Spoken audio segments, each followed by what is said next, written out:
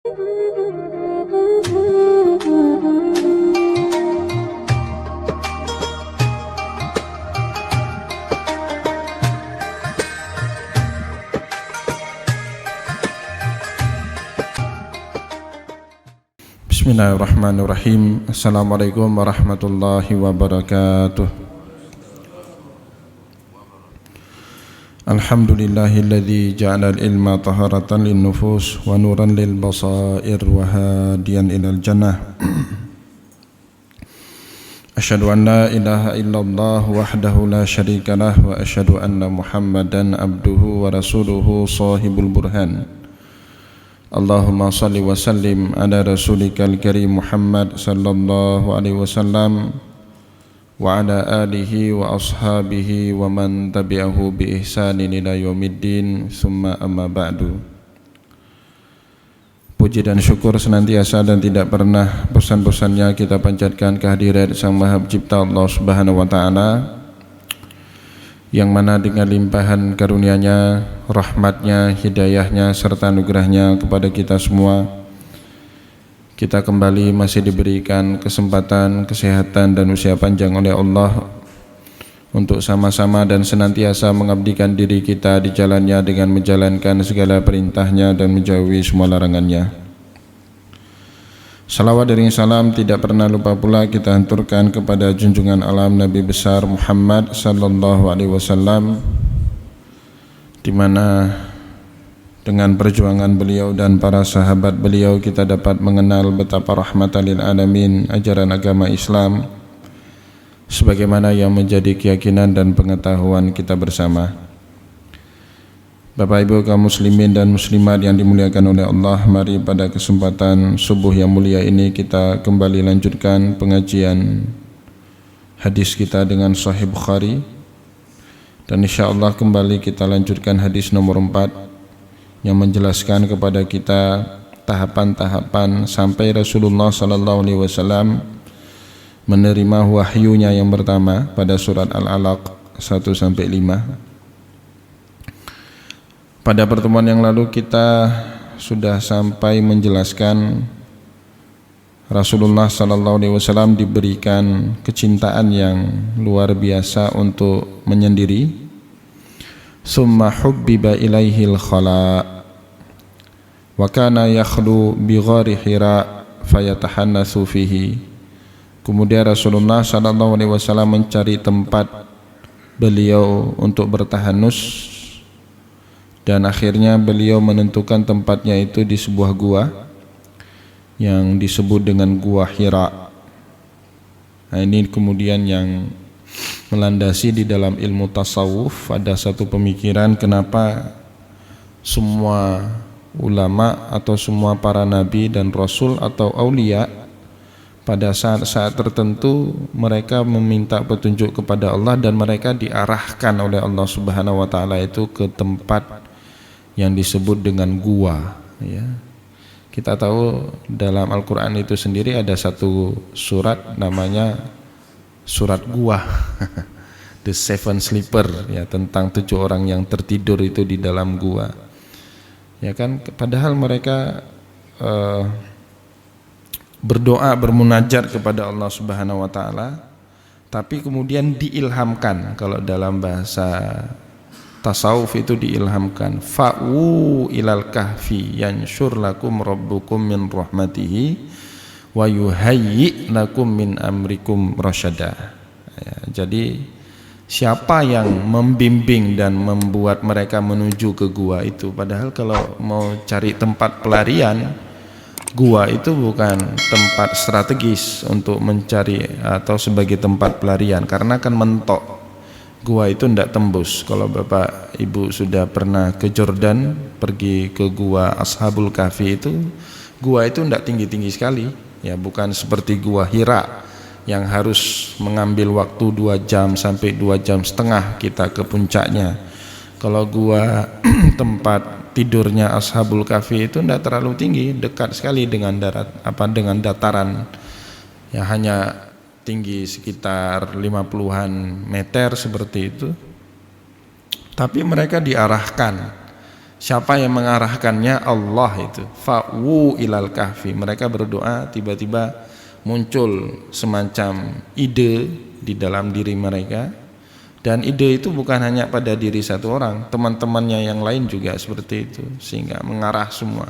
Fa'wu ilal kahfi yansyur lakum rabbukum min rahmatih. Dan itu kata Allah, ditolong mereka itu dengan rahmat Allah Subhanahu wa taala. Kalau rahmat itu Bapak Ibu tidak punya rumus, dia itu senang-senang Allah. Kalau rahmat itu tidak punya rumus, oh saya seperti ini nanti dapat pahala seperti itu namanya fadilah. Salat subuh berjamaah fadilahnya sekian. Salat 2 rakaat sebelum salat subuh namanya fajar, khairum minad dunya wa ma fiha, itu fadilah semua. Jadi fadilah itu kompensasi dari amal soleh yang kita lakukan.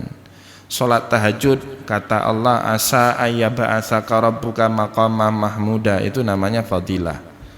Ya, memang dengan dua ini kita patut berbahagia. Kata Allah dalam ayat itu, qul bi fadlillah wa bi rahmatihi fabidzalika falyafrahu huwa khairun mimma yajma'un.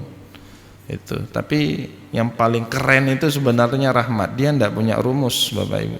Senang-senang Allah aja, kasih sama siapapun. Nah, maka kemudian Rasulullah itu kan kalau mengenai konsep masuk atau tidak masuknya seseorang dalam surga itu bukan karena amal itu. Itu hadisnya sahihain dalam Sahih Bukhari dan Muslim itu. La yadkhula ahadakumul jannata bi amalihi, kata Rasulullah. Sahabat nanya kemudian, wala anta ya Rasul, bagaimana dengan dirimu? Apakah Anda juga enggak masuk surga dengan amal soleh yang Anda kerjakan begitu banyak? Wala ana, kata Rasulullah, tidak juga dengan saya.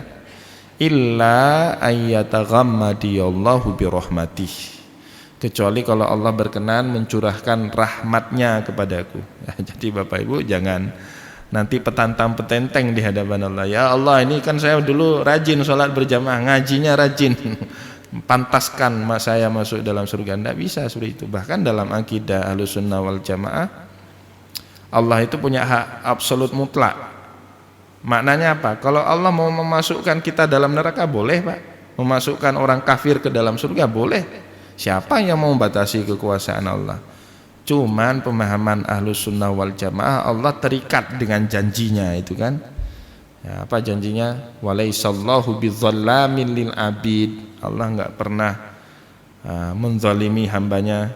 La yukhlifullahu mi'ad. Allah Subhanahu wa taala enggak ingkar dengan janji. Jadi letaknya di situ Allah mengikat dirinya dengan janjinya, bukan karena kita. Jadi jangan sok petantang pententeng dengan ibadah. Ya, bukan karena enggak enak dengan kita, sah-sah saja. Maka Bapak Ibu, orang kadang-kadang masuk surga itu enggak punya rumus.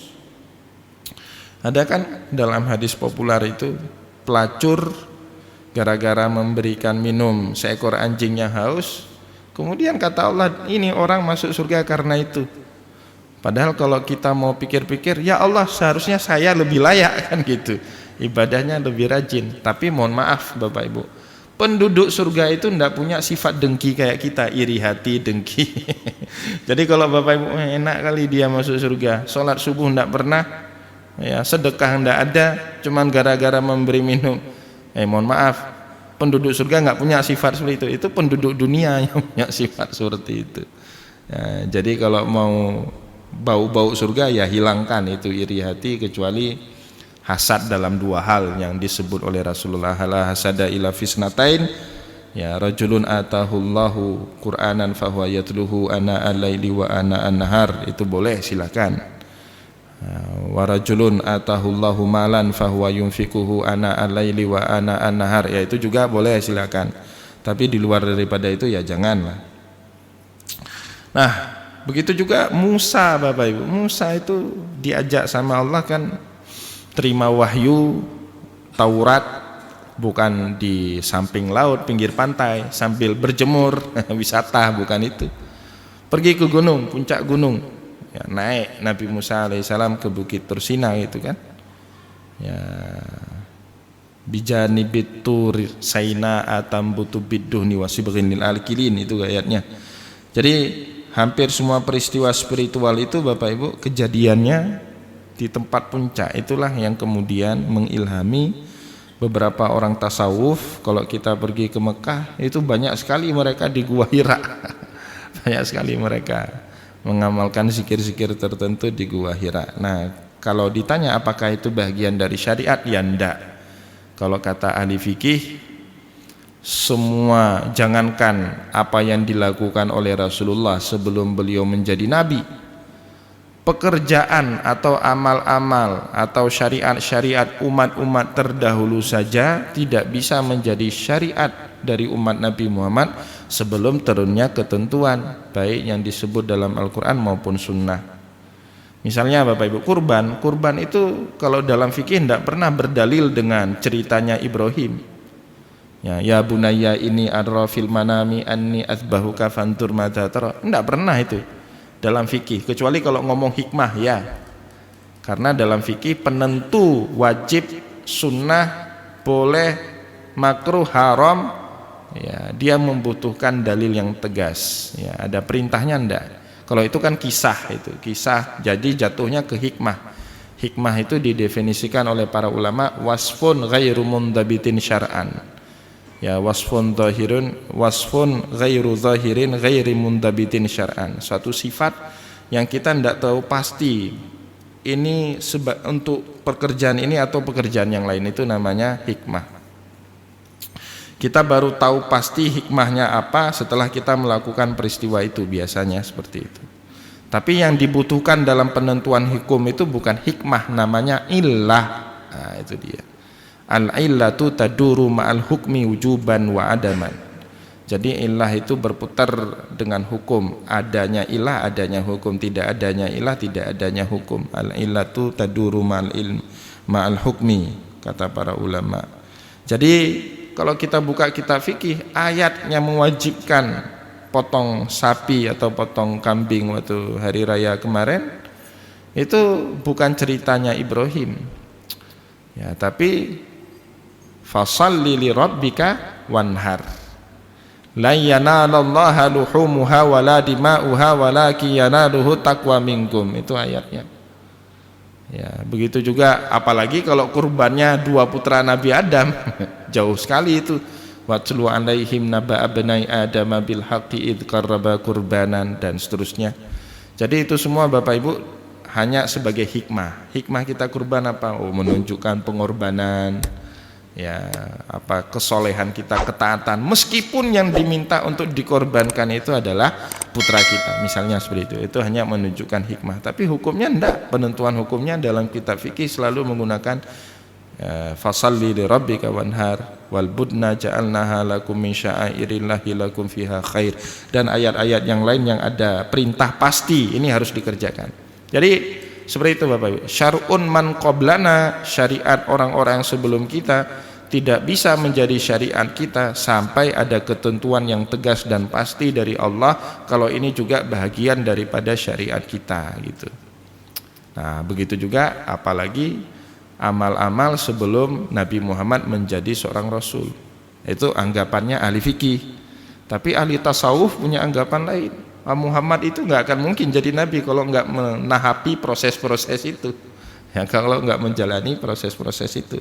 Maka proses-proses itu juga nanti dicoba dialamikan, ya, dicoba dirasakan oleh orang-orang yang ingin mengamalkan tasawuf, mengamalkan tarekat-tarekat tertentu. Baik, kita padakan itu. Jadi apa tahanus itu? Wahwa ta'abudu al-layali zawatil adad. Yang namanya tahanus itu beribadah kepada Allah di malam-malam, di beberapa malam tertentu, ya. Jadi aktivitasnya lebih pada malam. Ini juga kita jelaskan kemarin kenapa semua peristiwa spiritual kejadiannya di malam hari.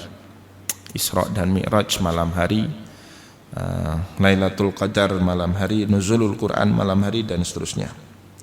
Qabla an yanzi'a ila ahlihi wa yatazawwadu lidzalika, sebelum kemudian beliau habis bekalnya kembali kepada keluarganya, wa yatazawwadu lidzalika, kemudian membekali diri beliau dengan bekal yang cukup dan kembali lagi, summa yarji'u ila Khadijata, dan kemudian beliau terkadang kembali kepada istri beliau Khadijah, fayatazawwadu limisliha, beliau juga membekali diri beliau untuk perjalanan berikutnya ke Gua Hira. Ya, ini dia Nabi Muhammad, meskipun hakikatnya Bapak Ibu ya, hakikatnya kalau kita baca hadis, Nabi Muhammad itu tidak butuh makan, tidak butuh minum. Hakikatnya seperti itu. Bitu yut'imuni rabbi wa yasqin. Itu kan dalam hadis Rasulullah mengatakan, saya ini tidak butuh makan seperti kalian ini. Saya diberi makan dan diberi minum sama Tuhan saya. Sehingga Nabi Muhammad kalau puasa pun namanya puasa sambung, saumul wisol. Ya, puasa atau buka puasa bagi Nabi Muhammad sekaligus sahur itu. Sahur bagi Nabi Muhammad sekaligus buka puasa. Maknanya apa? Nabi Muhammad kalau buka puasa dengan beberapa butir kurma, setelah buka puasa, puasa lagi malamnya. Itu di tahun-tahun awal puasa Ramadan disyariatkan, ada beberapa orang sahabat coba tiru puasanya Nabi. Mereka coba tiru. Tapi tidak beberapa lama kemudian sakit ternyata. Sakit, mahnya kambuh itu kan. Udah loyo-loyoan itu. Rasulullah membesuk orang ini, "Kamu kok sakit puasa ini?"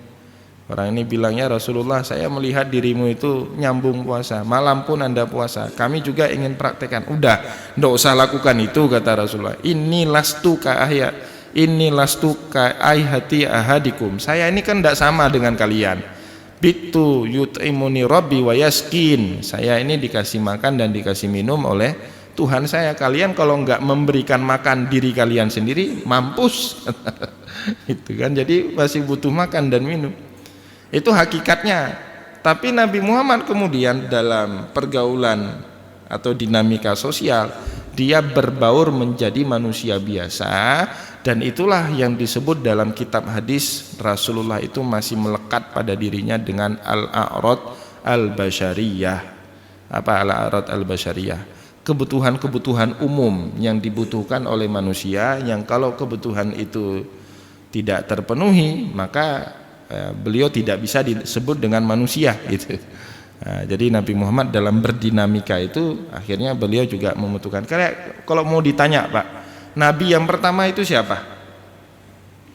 Nabi yang pertama pasti jawaban kita Adam kan. Padahal Nabi yang pertama itu Nabi Muhammad ya, Nur Muhammad itu yang pertama itu ya. Jadi Nabi Adam sendiri itu bertawasul pada saat beliau ingin taubat kepada Allah gara-gara sudah makan buah khuldi, itu bertawasulnya dengan Nur Muhammad. Sampai Allah nanya, itu ada dalam kitab Bidayah wa Nihayah karangan Imam Ibnu Katsir, "Min aina arafta dzalika?" Adam, dari mana Anda tahu itu? "Falamma khalaqtu biyadiya, falamma khalaqtu biyadika."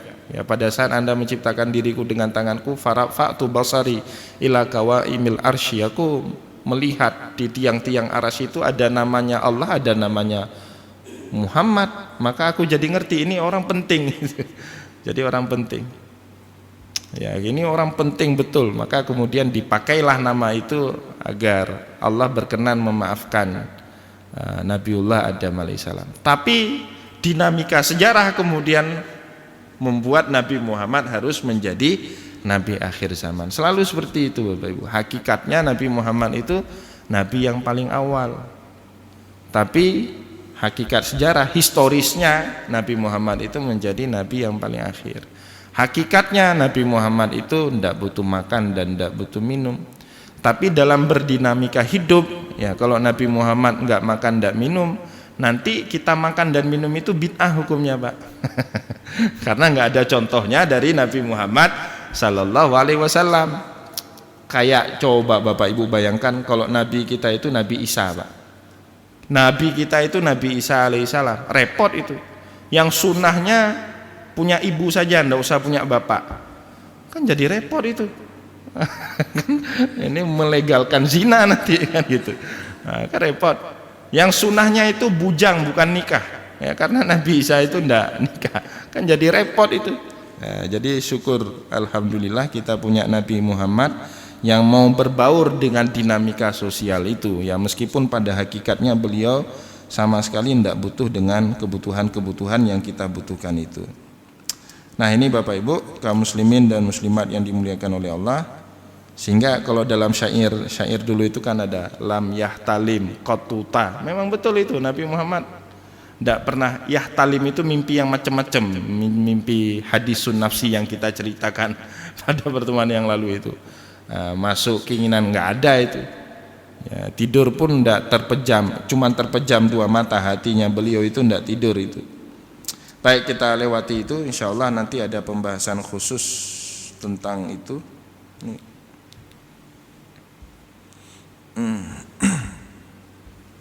Baik.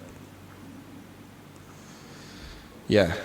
Hatta ja'ahul al-haqqu wa huwa fi gharin Hira, sehingga datanglah kebenaran sejati itu pada saat beliau di Gua Hira.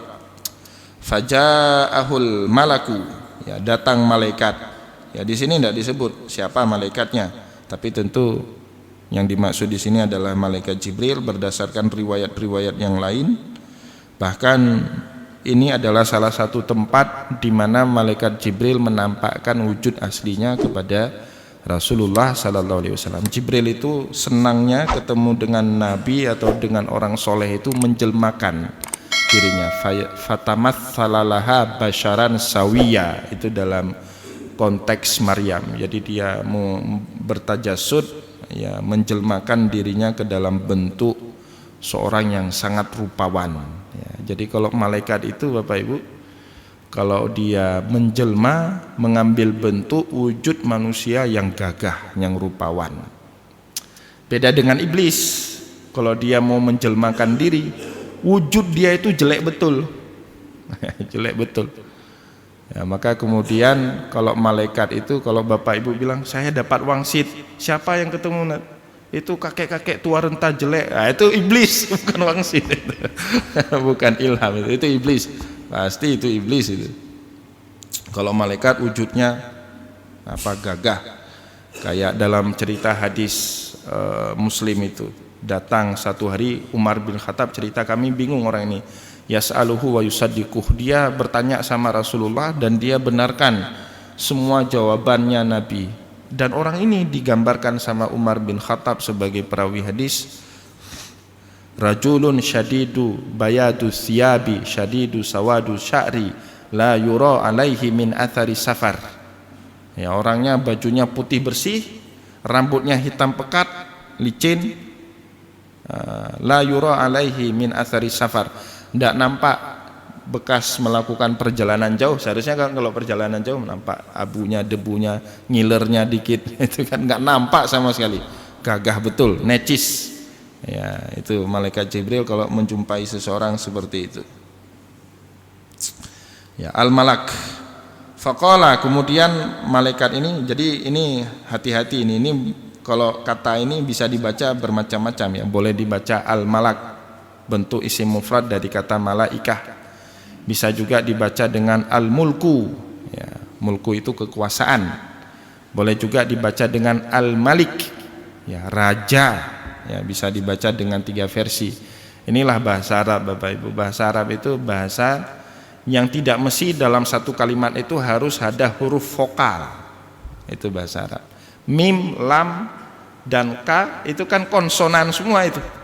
Maka dia butuh baris ya untuk bisa membacanya. Bank Mandiri. Ya, itu boleh dibaca dengan beragam itu, boleh dibaca mandiri, boleh dibaca mandar, boleh dibaca mundur. Tergantung harokatnya, itu bahasa Arab, karena dia bahasa yang nggak butuh kepada huruf vokal. Ya, kalau bahasa Indonesia kan nggak bisa baca. Kalau misalnya Z, W, Q, Y, Z, gimana cara bacanya Pak? Bingung kan? Nggak bisa Bapak baca, yang bisa dieja, bukan dibaca, itu dieja, dipenggal satu persatu. Tapi kalau dalam bahasa Arab bisa itu dibaca, ya tinggal dibariskan saja, kayak tadi mandiri, nah, boleh dibaca mandiri, mandar, mundur juga bisa dibaca. Itu repotnya bahasa Arab. Malaka, itu kan bingung itu, mim, lam, dan ka. Mim, m, lam, l, k. Ya. Itu bacanya gimana? Bahasa Indonesia enggak bisa dibaca m, l, k cuma. Atau dikasih vokal. Milik, nah, ada 2 huruf vokal di situ kan, i, milik, nah, bisa dibaca. Nah, tapi hebatnya bahasa Arab, karena dia nggak mengenal model seperti itu, dia mengenal baris. Maka baris itu ndak bisa salah kita baca, salah baca baris ya juga bisa salah memberikan makna. Al-malaku, datang malaikat menjumpai Rasul, faqala iqra. Ya, malaikat ini berkata, iqra, baca. Ma'ana biqari. Rasulullah jawab, ma'ana biqari, saya tidak bisa baca. Qala fa akhadhani faqattani hatta balagha minni al-jahda.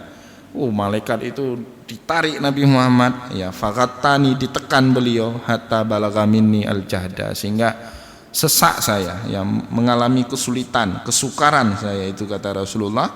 Tsumma arsalani, kemudian dilepas sekali lagi Rasulullah, iqra, ya, diperintah sama malaikat ini untuk yang kedua kali, baca. Qultu ma ana biqari, saya tidak bisa baca, kata Rasulullah, karena Rasulullah memang ummi. Alladzina yattabi'una rasulan nabiyyal ummiyal ladzi yajidunahu maktuban indahum fit taurati wal injil. Jadi disifati dia itu dalam Al-Quran, bahkan dalam kitab-kitab sebelum Al-Quran itu sebagai nabi ummi, disifati dia seperti itu, Bapak Ibu. Jadi keummian itu bagi Nabi Muhammad mukjizat dan barokah sekaligus. Coba Nabi Muhammad enggak ummi, kan dituduh macam-macam, Al-Quran itu karangannya beliau pertama.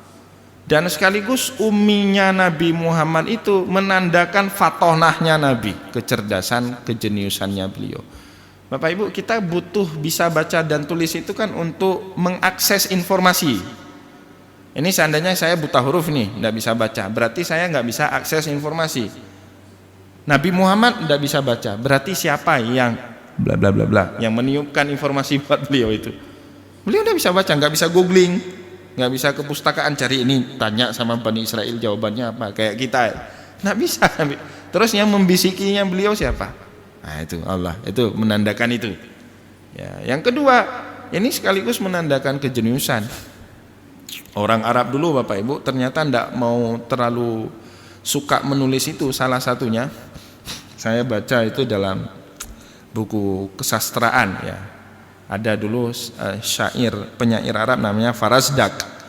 Farazdak itu dia bisa nulis, tapi dia tidak mau diketahui oleh orang kalau dia punya kemampuan menulis. Kenapa? Karena bagi orang dulu, orang yang hidup 1400 tahun yang lalu, kalau dia bisa menulis, ya, itu tanda dia bodoh. Berbeda dengan keadaan kita sekarang. Orang nggak bisa tulis, baca tulis, dianggap orang bodoh. Kalau dulu Bapak Ibu, orang yang bisa baca tulis itu dianggap nggak kuat ingatannya. Baladah itu orang nggak kuat ingatannya, sehingga dia membutuhkan media tulis untuk mencatatkan semua informasi yang ada di kepalanya. Nah, salah satunya Farazdak. Beliau itu penyair yang bisa merespon orang melantunkan bait syair ini, dia bisa meresponnya secara spontan, membalasnya. Tapi satu hari dia menuliskan bait syairnya di tempat tersembunyi, di dalam kamarnya dia tulis, dia catat, ini nanti akan saya ucapkan ini. Masuk muridnya, dia tanya, wahai guruku, kenapa Anda menuliskan bait syair yang Anda ingin ucapkan itu? Farazdak bilang, jangan cerita-cerita sama orang lain kalau saya menulis bait syair saya. Jadi dulu itu Bapak Ibu, orang yang bisa pinter baca tulis itu dianggap aib, dianggap nggak kuat ingatannya, sehingga butuh catatan-catatan itu. Jadi Nabi Muhammad ini umminya beliau itu barokah, ya, sekaligus mukjizat.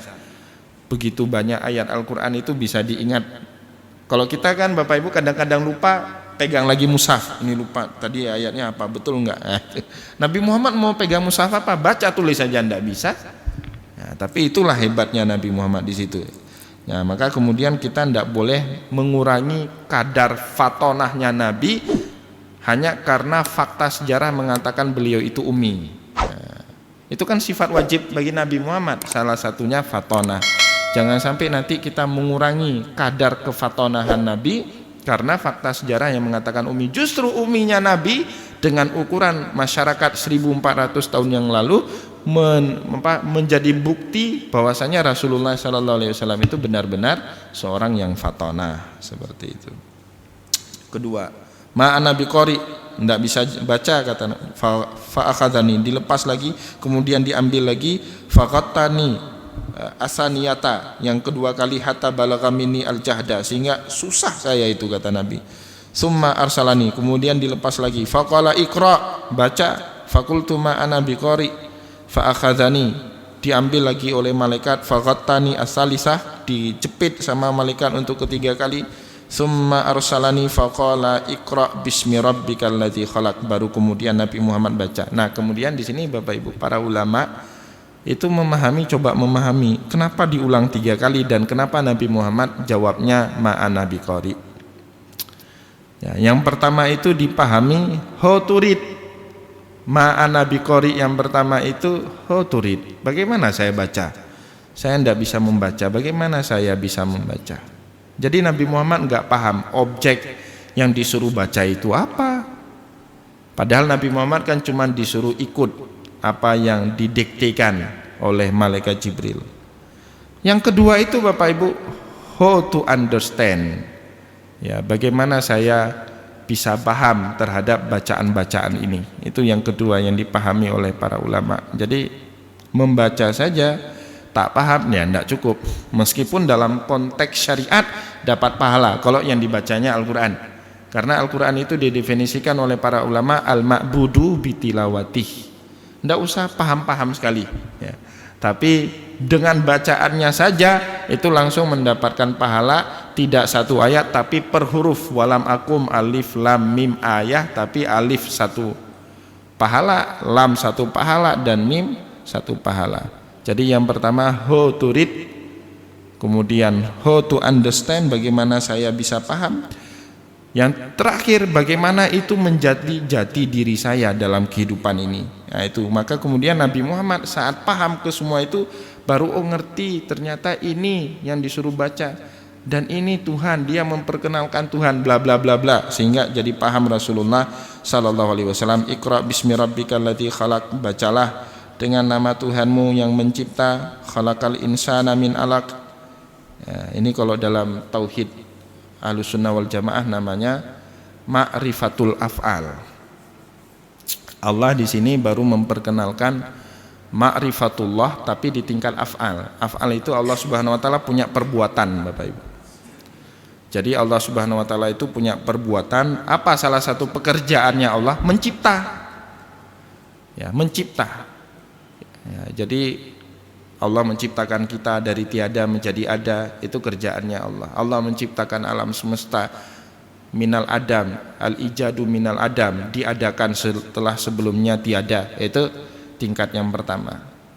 Tapi nanti Bapak Ibu, dengan turunnya wahyu terus menerus, Allah Subhanahu wa taala tidak mencukupkan itu kepada Nabi Muhammad. Jadi ma'rifatullah yang paling tinggi itu adalah ma'rifatullah, atau disebut dengan ma'rifatuz zat. Itu ma'rifatuz zat itu mengetahui zatnya Allah Subhanahu wa taala, bukan hanya sekedar af'al, tapi itu nanti di ayat-ayat berikutnya Allah Subhanahu wa taala memperkenalkan dirinya. Maka kalau sekarang ada pakar biologi, pakar embriologi, pakar kesehatan, pakar geologi, pakar geofisika, pakar macam-macam, itu mereka ma'rifatul af'alullah itu.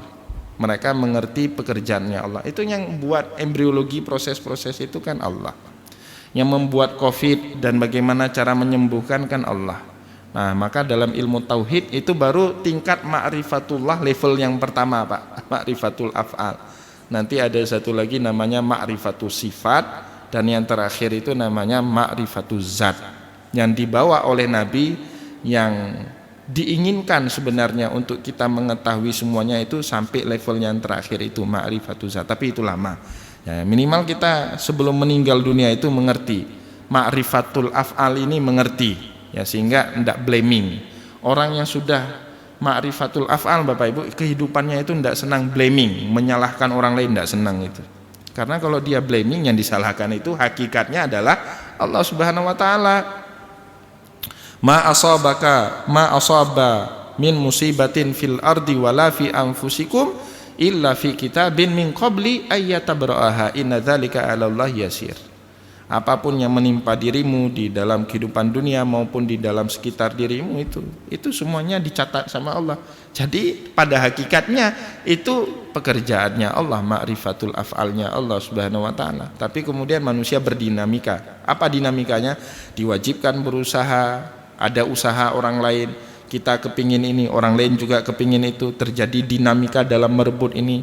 Nah, di situ ada perannya manusia. Tapi kalau kita salah, ini karena dia kogatih loh, nah itu belum ma'rifatul af'al yang sejati. Nanti insya Allah kita akan masuk ke situ dalam pengajian-pengajian berikutnya. Baik Bapak Ibu kaum muslimin dan muslimat yang dimuliakan oleh Allah, itu mungkin yang bisa kita sampaikan pada pertemuan hari ini, sampai Rasulullah SAW menerima al-alaq 1 sampai 5. Insya Allah pada pertemuan yang akan datang, apa yang terjadi dengan Rasul setelah menerima wahyu itu. Ternyata Nabi Muhammad juga tidak terlalu siap dengan terimanya wahyu itu, ditandai dengan apa?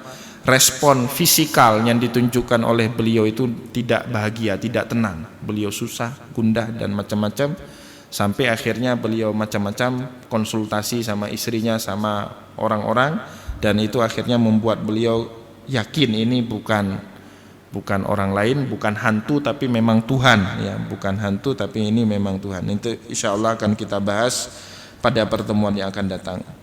Baik Bapak Ibu kaum muslimin dan muslimat yang dimuliakan oleh Allah, sebelum kita tutup pengajian kita di subuh kali ini, saya persilakan kepada Bapak Ibu semua untuk bertanya jika ada hal yang ingin ditanyakan.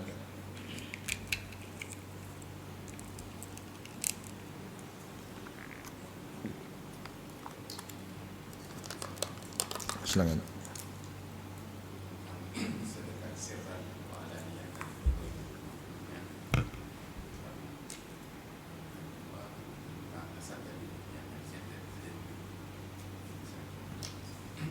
Oh ya.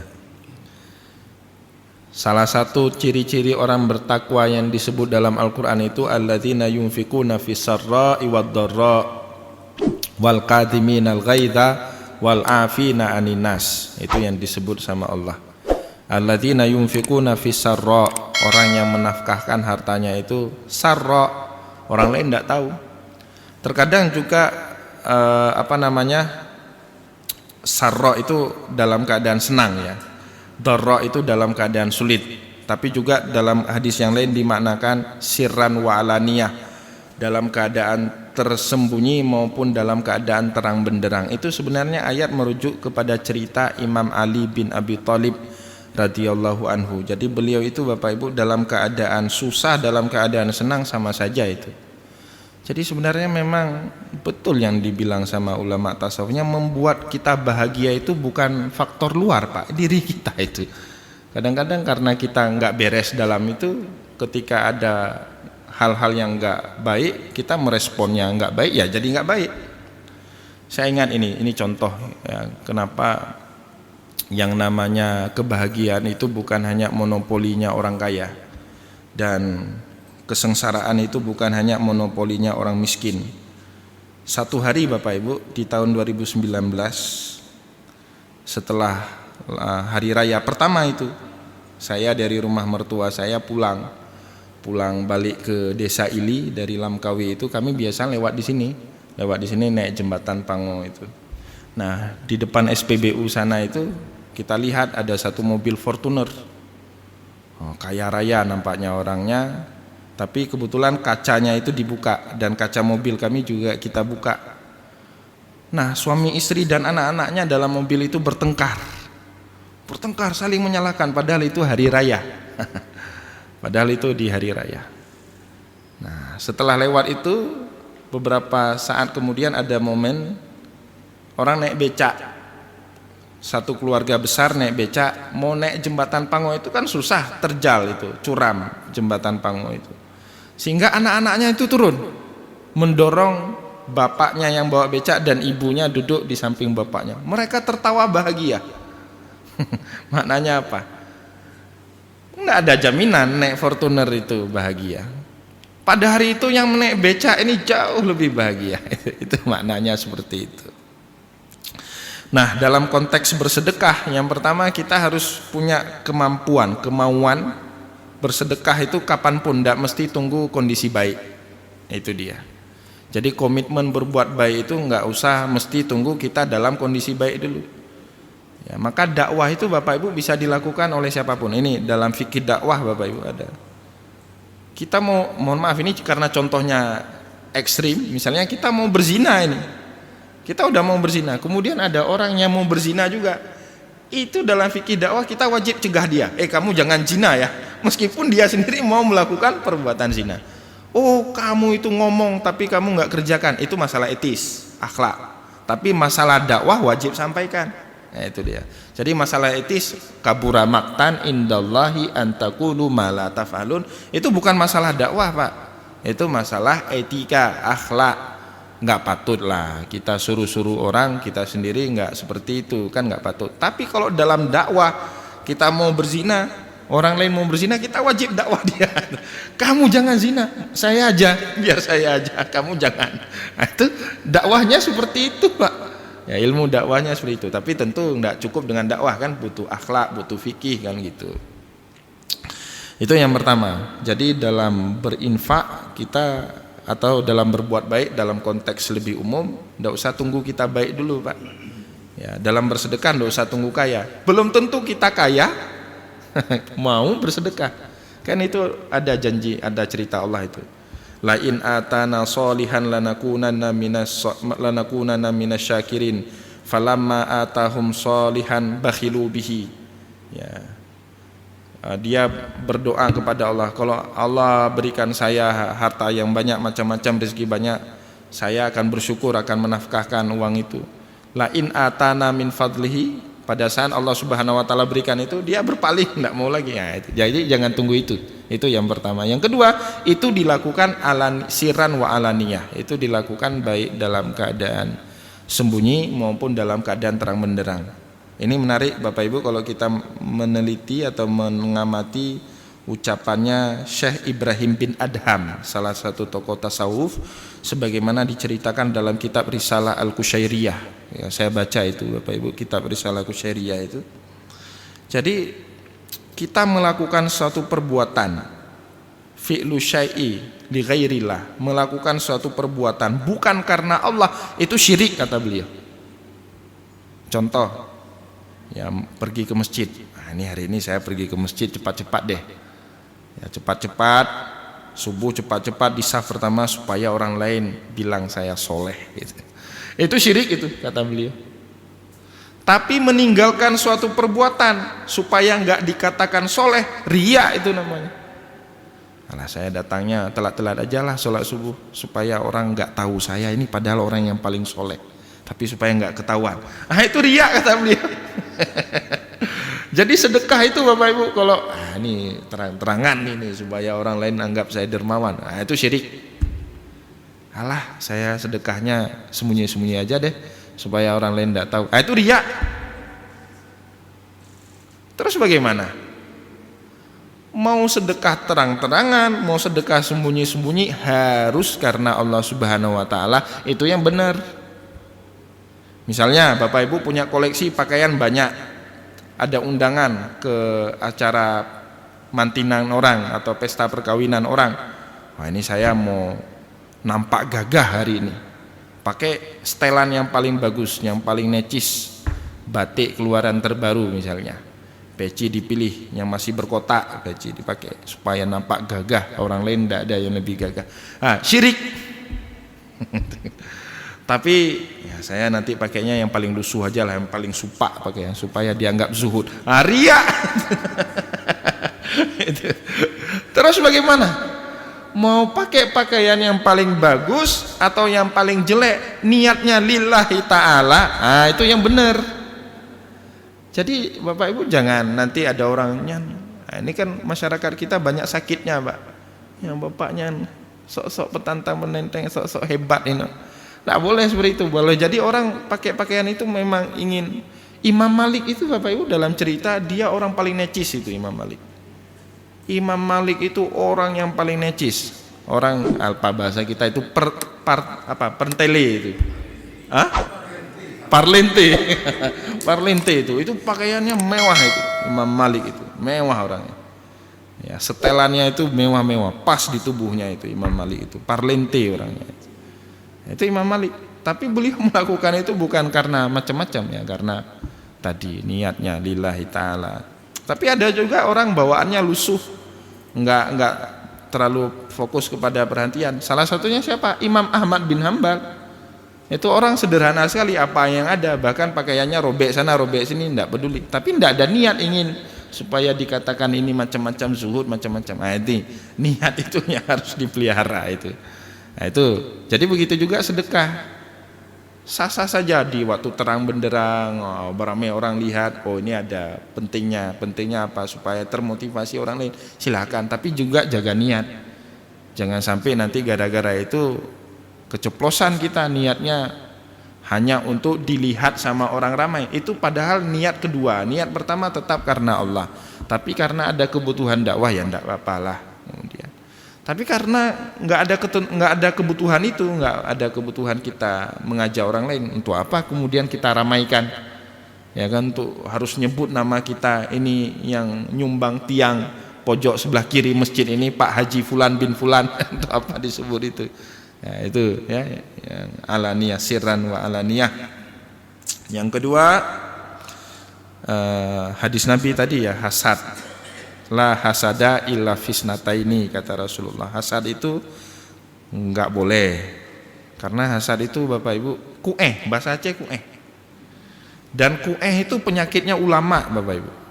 Itu kata Imam Al-Ghazali di dalam bab 3 Ihya Al-Muhlikat, judulnya Muhlikat, hal-hal yang membinasakan kita.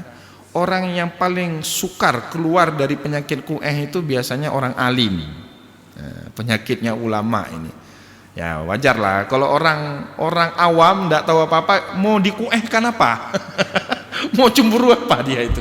Kok dia aja nggak mampu ke situ kan itu. Tapi orang alim kan punya kemampuan, tapi nggak dapat iri hati, kueh, dengki, macam-macam itu kan. Ya, maka hadis itu kan dinasehati Rasulullah menasehati sahabat-sahabat alim itu. Mu'az bin Jabal sedang duduk-duduk, kalau kita baca Asbabul Wurud hadis itu, dinasehati sama Rasulullah, la hasada illa fisnatain, kalian ini jangan kueh kecuali dalam 2 tempat. Yang pertama, rajulun atahullahu malan fahuwa yunfikuhu ana al-laili wa ana an-nahar. Ada orang yang diberi banyak harta, tapi kemudian dia nafkahkan hartanya itu 2 triliun lagi nafkahkan harta. Ya kan, 2 triliun lagi. Ana al-laili wa ana an-nahar. Ya, baik di siang hari. Ya, kalau 2 triliun itu di siang bolong, Pak. Jumlah 2 triliun itu di siang hari maupun di malam hari. Ya, kata Rasul. Yang kedua, rajulun atahullahu Qur'anan, diberikan Al-Qur'an fahuwa yatluhu, dia baca Al-Qur'an itu ana al-laili wa ana an-nahar. Dia baca di waktu pagi maupun di waktu malam. Nah, itu patut kita cemburu, itu patut kita kueh. Kok saya enggak bisa, dia bisa. Tapi yang lain yang sifatnya duniawi dilarang betul sama Rasul. Nah, orang kueh ini kata Rasulullah ya'kulu al-hasanat. Ya, dia makan kebaikan kita kama ya'kulu an-naru al-hutaba. Sebagaimana si api itu memakan kayu, dimakan dia kebaikan kita itu kalau kita punya penyakit kueh itu. Nah, juga kita Bapak Ibu yang punya harta macam-macam, yang punya rezeki anugerah diberikan sama Allah, lihat-lihat orang yang kita ceritakan itu. Karena kan dalam surat Al-Alaq itu kita minta tolong sama Allah dilindungi dari orang-orang yang kueh kan. Wa min syarri hasidin idza hasad. Tapi kata Rasulullah kita juga harus jaga diri. Tahu kapan nikmat itu harus diceritakan. Ya. Jadi ada orang baca ayat Al-Qur'an, fa amma bi ni'mati rabbika fahadis, diamalkan itu terus, padahal itu tidak tunggal. Ada hadis lain yang melarang kita cerita nikmat. Ya, jadi ada memang kondisinya harus kita ceritakan nikmat itu. Wa amma bi ni'mati rabbika fahadis, betul. Tapi ada hadis Rasulullah yang mengatakan ihris bi kulli nikmatin bi kitmaniha. Usahakan sesungguh-sungguhnya oleh kalian nikmat itu disembunyikan serahasia mungkin. Fa inna kulladzi nikmatin dzu mahsudin. Setiap nikmat yang kalian peroleh pasti ada orang yang mendengki dengan nikmat itu. Ya, jadi memahami agama ini tidak boleh dengan ayat Al-Quran saja, karena kita masih punya hadis, masih punya ijma', masih punya qiyas gitu kan. Nah, jadi ada orang baca ayat Al-Quran kayak orang sekarang kan baca terjemahan Al-Quran langsung diamalkan, diceritalah semua nikmatnya, akhirnya orang pada ngatain sombong dah, bung dah apa ya, kena dia. Ya padahal tidak seperti itu, ada konteks-konteks kita memang harus ceritakan nikmat. Tapi ada konteks-konteks tertentu nikmat itu tidak boleh diceritakan, akan membahayakan diri kita sendiri. Dan itu yang disuruh mintai oleh Allah dalam Al-Falaq itu, wa min syarri hasidin idza hasad, itu Bapak. Jadi semoga nikmat yang Allah berikan kita ini kan macam-macam Pak, likulli imri'in maziyah, semua orang itu macam-macam keistimewaannya. Ya semoga kita bisa mensyukuri keistimewaan diri kita sendiri. Tidak ada manusia itu yang paripurna, ya sempurna, tidak ada itu, pasti ada kelebihan. Bahkan profesor pun tidak bisa manjat kelapa Pak. Jadi profesor itu kalau mau kelapa muda dia cari tukang manjat juga. Butuh orang manjat ngambil kelapa ya, jadi tidak bisa kita kemudian macam-macam itu. Nah ini yang harus kita pahami. Kalau semua pada proporsinya jadi indah ya, semua pada tempatnya itu jadi indah ya. Semoga ada manfaatnya apa yang kita sampaikan pada subuh yang berbahagia ini. Saya mohon maaf jika ada kesilapan kata dan kesalahan sikap. Wallahu muwaffiq ila aqwamit thoriq wa nasrun minallah fatun karim. Wassalamualaikum warahmatullahi wabarakatuh.